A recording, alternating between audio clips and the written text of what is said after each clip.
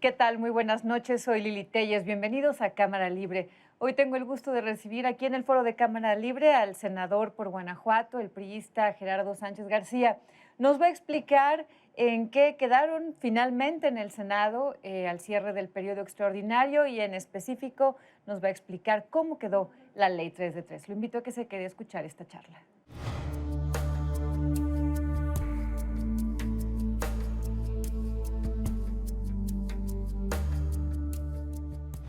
Senador, bienvenido. Bienvenido, buenas noches.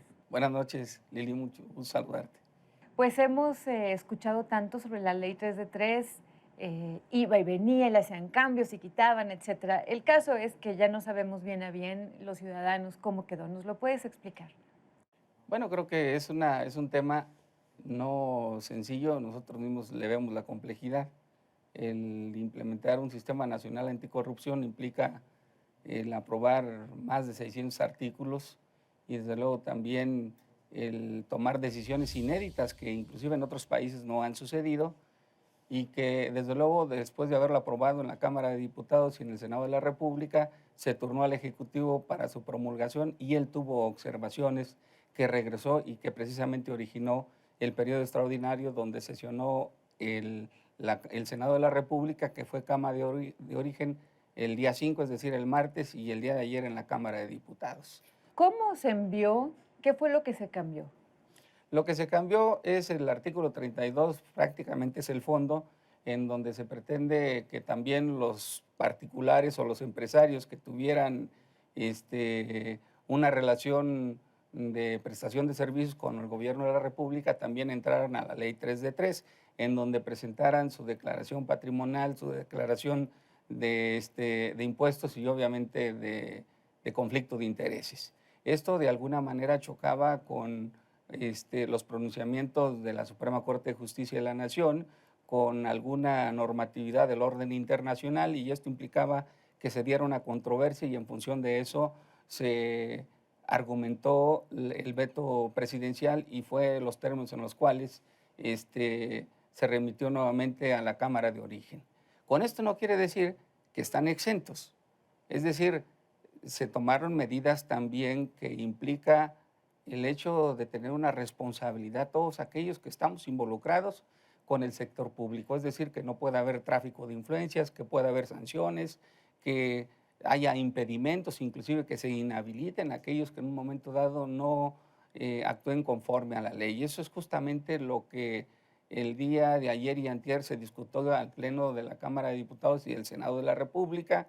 Creo que el Sistema Nacional Anticorrupción es algo inédito, lo repito, que nos va a permitir romper el círculo vicioso de la corrupción en nuestro país y donde implica transparentar las decisiones, donde implica el que haya ahora la participación ciudadana para señalar aquello que está mal. Es decir, Pero sí va a ser obligatorio para los servidores públicos. siempre ha sido obligatorio para los servidores públicos. O sea, nosotros estamos obligados a hacer nuestra declaración patrimonial, que no sea pública, es otra cosa, pero cuando el comité ciudadano implique, de acuerdo a los propios formatos que este órgano habrá de aprobar, cuando crea conveniente que tenga que publicitarse porque hay un presunto ilícito. ¿Y quién va a decidir cuándo se puede hacer público?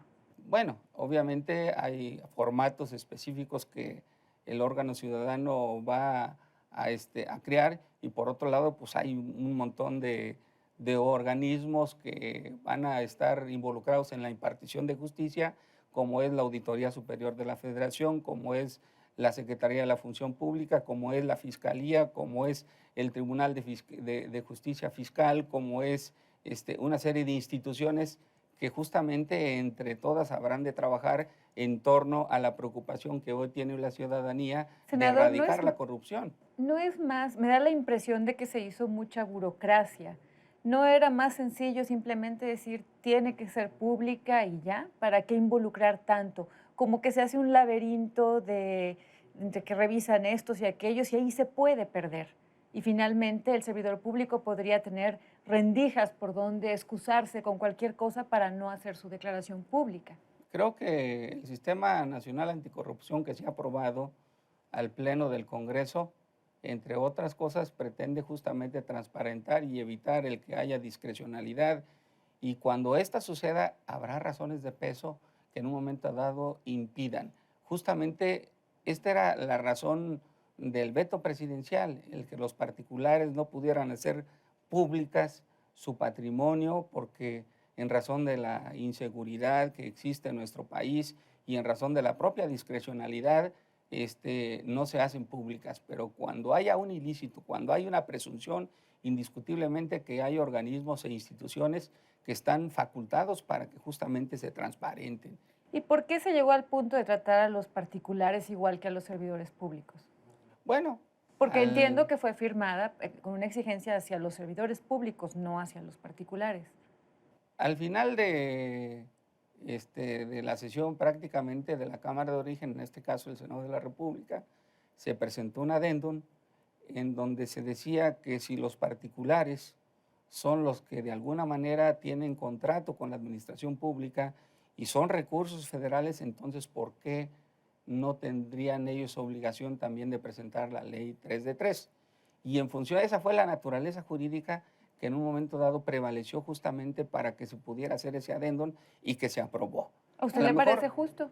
a lo mejor sí se nos pasó la mano, porque inclusivamente dicho sea de paso, todos aquellos que reciben beneficios, como son los que están en el programa de Prospera, los que están en algunos otros beneficios y que tienen condiciones diferentes, pues difícilmente pudieran cumplir. Y también lo vuelvo a retomar, el hecho de que la Suprema Corte dé una sentencia en el sentido de no violentar los derechos fundamentales de los ciudadanos, esto es justamente lo que reconsidera el que se replantee de otra manera el artículo 32. Pero entonces no nos queda muy claro. Cuando hablo en plural me refiero a algunas personas del público que nos preguntan, ¿están equiparando, están midiendo con la misma regla, digamos, al servidor público y al empresario? No, no, sino que se está considerando que todos aquellos que tenemos obligaciones de transparentar y de actuar con rectitud y de erradicar la corrupción podamos participar, es decir, que no haya limitaciones. ¿Cómo tú castigas a un particular que tiene una prestación de servicio con la administración pública o que tiene un contrato de prestación de servicios? Pues Eso ya está en la justamente, ley, ¿no? bueno, ya está en la ley, justamente, y eso quedó perfectamente claro, inclusive en el sentido de inhabilitar y de haber penas corporales. Es decir, todos tenemos que contribuir con el Sistema Nacional Anticorrupción y todos tenemos que trabajar para erradicarla. Y bueno, finalmente, los servidores públicos van a tener que presentar qué tipo de datos y qué va a ser público y qué no. A ver, todos los servidores públicos tenemos la obligación de hacer nuestra declaración patrimonial y en la declaración patrimonial decimos cuál es nuestro patrimonio, válgame la expresión, y decimos también cuáles son las cuentas bancarias, los inmuebles, los muebles que contamos todos los servidores públicos. Hay en la propia ley se establece si es público o privado. Lo único que no se autorizó es que sea público, pero estamos obligados a hacerlo como servidores públicos nuestra declaración patrimonial. Ahora bien, existen organismos creados del Sistema Nacional Anticorrupción en donde existe una presunción, entonces están obligados todos los funcionarios públicos a cumplir los requerimientos que este órgano ciudadano indique. Solo con una presunción. Con una presunción, con una denuncia, con una irregularidad, pero sobre todo algo que es muy importante destacar. No son los partidos políticos los que proponen a un órgano ciudadano, es derivado de una iniciativa ciudadana con más de 600,000 firmas y desde luego también quienes van a integrar este órgano son ciudadanos y esta es una enorme garantía justamente para transparentar las cosas y para luchar de manera frontal con el sistema, con el sistema nacional de anticorrupción y erradicar, válgame la expresión, la corrupción que hoy lamentablemente tenemos en nuestro país. ¿Cómo van a elegir a los ciudadanos para la conformación de ese órgano? Bueno, se hará una convocatoria ciudadana que será sometida a los órganos correspondientes y ser ratificados. Y Por por otro ejemplo, ¿qué lado, requisitos tendría que tener un ciudadano para participar ahí? bueno, primero, pues tener autoridad moral, tener autoridad política, estar vinculados con la sociedad y obviamente con aquellos organismos que han luchado de manera permanente para erradicar la corrupción de nuestro país. Pero además es el hecho de hacer coincidir a todos los organismos, no solamente de la administración pública, sino también aquellos órganos que han sido propuestas del Ejecutivo y ratificados en el Senado y que hoy por hoy tendrán que trabajar de manera uniforme, como es el INAI, como es una serie de instituciones, y que no es solamente el criterio de uno solo el que habrá de prevalecer, sino son criterios de diferentes instituciones con la participación decidida de la sociedad civil para luchar contra la corrupción en nuestro país. ¿Ustedes, los priistas, están contentos con la forma en que quedó esto? Por supuesto que estamos ¿Sí con... cree que va a haber avances en el combate a Yo la creo que corrupción? este es un avance inédito. Tener cerca de 700 artículos aprobados por el Congreso de la Unión justamente para que en 7 diversas leyes se puedan fincar responsabilidades, se pueda erradicar la corrupción, se puedan transparentar los recursos y las decisiones públicas, pues yo creo que no es una cosa sencilla, porque además es por la vía de un tránsito, por la vía pacífica del entendimiento de los acuerdos y no a través de la presión y a través de la violencia, como han sucedido en otros países, que se está construyendo el Sistema Nacional Anticorrupción. Ahora, me queda claro que probablemente no sea todo lo que queramos, pero este es un punto de partida importante, inédito en nuestro país e inédito en la vida institucional del escenario internacional.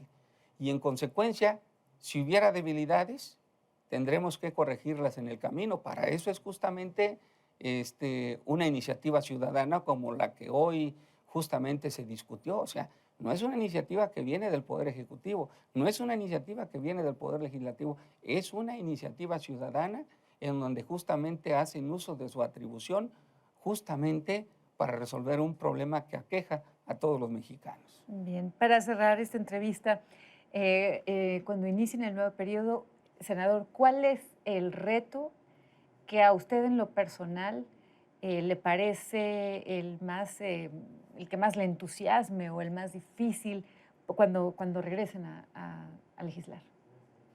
Bueno, tenemos varios temas pendientes en la agenda legislativa. Uno que sin duda alguna es de suma trascendencia y también de importancia del gobierno de la República es el tema de la cultura.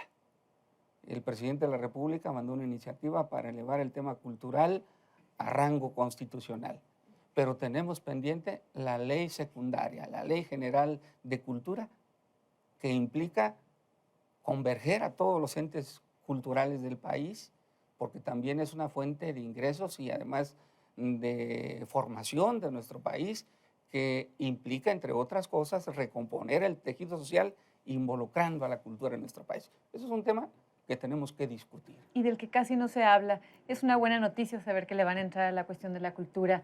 Estaremos en contacto con usted para que cuando ya estén tratando este asunto, invitarlo a que nos explique. Con mucho gusto, Lili. Muchas gracias. Gracias, el senador Gerardo Sánchez García, priista de Guanajuato, que nos ha explicado con detalle y con paciencia cómo quedó esto en el Senado de la República.